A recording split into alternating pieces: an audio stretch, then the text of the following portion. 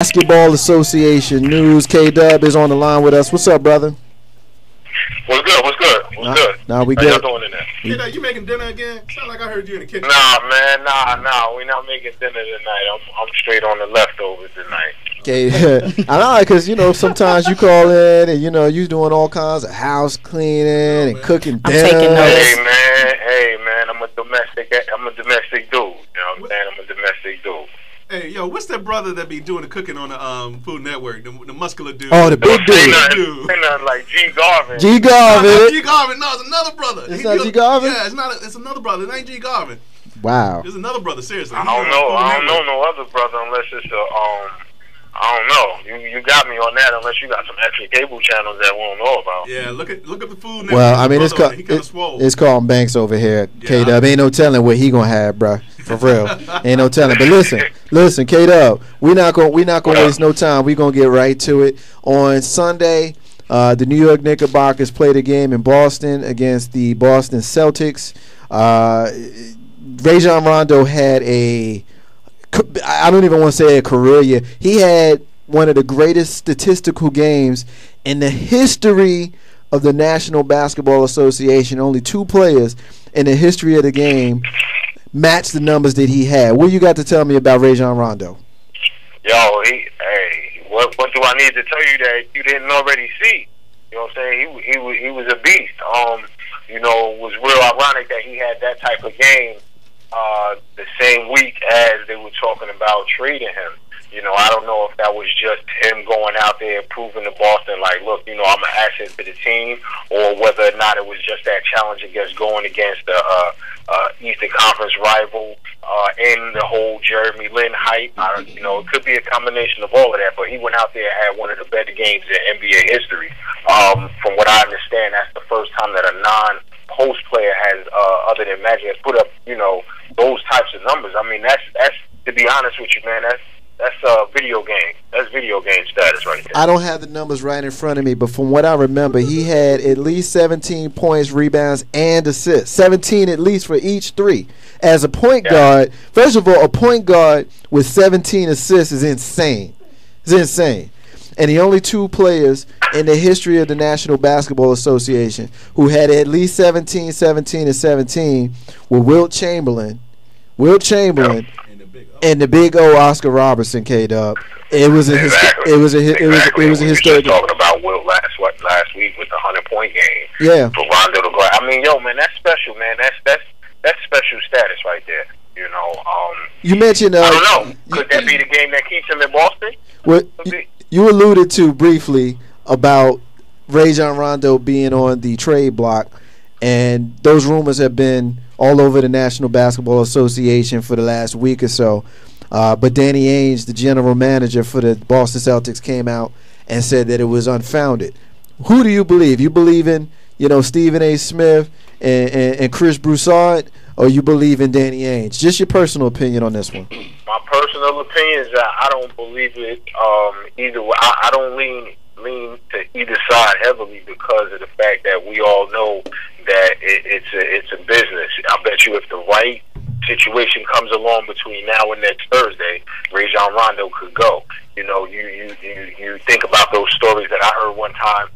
Steve Smith, when he was playing in Portland, he was in a similar situation. He didn't know whether or not he was going to get traded. He actually drove one Sunday up to the owner's house, which was about, I think he said, like 3 hours, drove back, and the owner said that, he wasn't going to get traded. 2 days later, he got traded. Right. Cool. K-Dub, anybody else getting traded? As of right now, it's basically the same usual suspects. You got everybody trying to figure out what's going on with Dwight Howard. Between now and next Thursday, you might see minor deals of teams trying to solidify certain positions, teams that are poised to go to the playoffs. So there's not anything necessarily coming out of the woodwork. The top name, obviously, is Dwight Howard. Like I said last week, according to what color draws you got on, that'll determine where he goes. Cool. Also, now they call my boy the Black Mamba, the Masked Mamba. What he got to do to take that MVP out of Kevin Durant's hand? Come again. Say that one more time. What does Kobe got to do to take that MVP out of Kevin Durant's hand? Kobe got to break Wilt record this year. Got to do. Wow, really? To be honest with you, Kobe, you got to look at it like this. The MVP voting is done up until the playoffs. It will probably take Kobe to actually lead them to the finals, but the playoffs is not put into that. I personally think that the race is actually between Kevin Durant and LeBron James. What? To be honest with you. Yeah, right now I would say that right now it's sitting. It has the address of Oklahoma City on it. So you look at LeBron. You look at how he's played this year statistically. You look at the record of his team. He's Miami right now is in the number one position. Kevin Durant has been the beast that he's been all year. So to put Kobe Bryant in that conversation, yeah, you can always put Kobe Bryant in that conversation every year. But I think right now it's between KD and LeBron. Hey, Kato, one more quick question. Who leads the NBA in scoring? Who leads the NBA in scoring? Yeah. I don't have it up in front of me right now. I'm slipping, and I usually have it. But more than likely, it's either Kobe Bryant or LeBron James. That actually has changed. It's fluctuated over the last couple of weeks. So you depends on. So you're basically telling me Kobe Bryant can lead the league in scoring, lead his team to a specific division title and a top 4 seed in the West, and there's no way he can win the MVP? I didn't say it was no way. I didn't say not necessarily it was no way. But to be honest with you, it's not Kobe's time. And also put it in perspective, like Kobe has probably has set the bar for himself to the point where, like I said with Pau Gasol, if in fact he's put himself to a level where a good night or a good year is not his particular level. I'm not saying that Kobe Bryant isn't doing what doing what we know Kobe Bryant to do, but once again, I think it's between Kevin Durant and LeBron James. And to be honest with you, Kobe Bryant is leading the league in scoring by 0.2? No, hold on, wait, I'm sorry, 0.8 over Kevin Durant. All right. That can change by the end of this week right now. K-Dub. What's up? He said, "What's up, boo?" He did not. Yeah, I said, "What's up? You all right?" I know they was trying to go in on you about falling off the tables and being up and stuff. I would never let that down. It's okay. I would never. Gave it to the dude, and then had the dude give it to her, and just was like, pat him on the leg, like, good job, Pepper. All right. Off me. Back to the NBA. Games of the week. What are we watching for? The games of the week. Well, tonight at about an hour from now, I'm about to get Dallas against the Knicks. Tyson Chandler getting his ring. But the Dallas has lost 5 out of their last 6 games. You saw New York had that real heartbreaking loss on Sunday against Boston. So both teams need to try to get that win. The Knicks need to start trying to establish themselves on a winning streak in order to get over that 500 hump. And Dallas being, the defending champs, they trying to get that swagger back. Tomorrow, Boston and Philly, Portland and Minnesota, Memphis and Golden State. Thursday, Orlando and Chicago. Saturday, Indiana and Miami. Sunday, you got the old school rival of the Lakers against Boston, and then another old school rival, New York against Philly in Philadelphia, Memphis and Denver. And on Monday, New York, Chicago, Boston, and the Clippers. So basically, that's my games of the week. It sounds like I'm giving y'all like lottery numbers. The entire schedule. Yeah, as I'm sitting here listening, I'm like, damn, I can't. Entire schedule. I can't keep up because it's a lot of games, particularly, and when it get into to be the meat of the season, particularly with it being a shortened season, you got a lot of good games.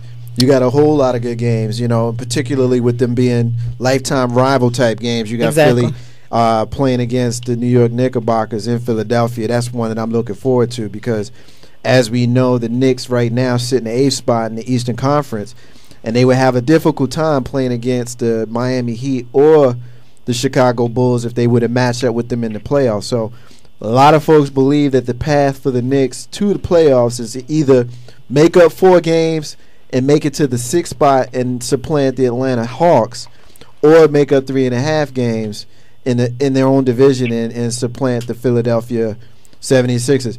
Going back to the Knicks, though, knowing what we know about that roster, we talked a little bit about it in previous weeks, but it's still a running story. You're looking at the bench in New York. You're looking at the fact that the bench is basically outplaying the starters. Everybody is talking about in New York and New York sports radio and the newspapers about how, you know, the bench is basically running the starters out of the building in practice, and you're watching it play out in games.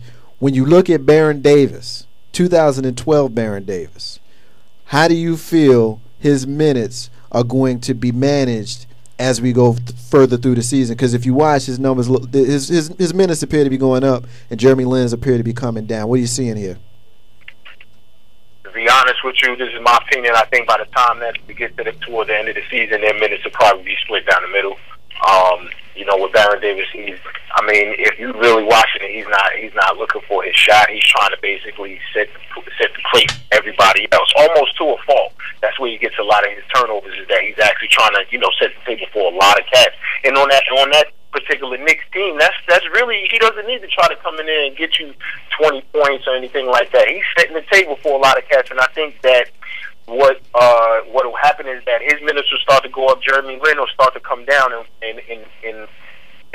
looking at that, minutes coming down, that gives a little bit more rest. A lot of Jeremy Lin turnovers, I think, are fatigue factor, as well as him just, you know, having to take on that responsibility of getting the light now. I think that you probably give it another week, 2 weeks, you'll start to see those minutes start to level out. I'm happy with what I see from Baron Davis personally. I know you and me had to talk or whatever, and I've been picking that situation up for a long time.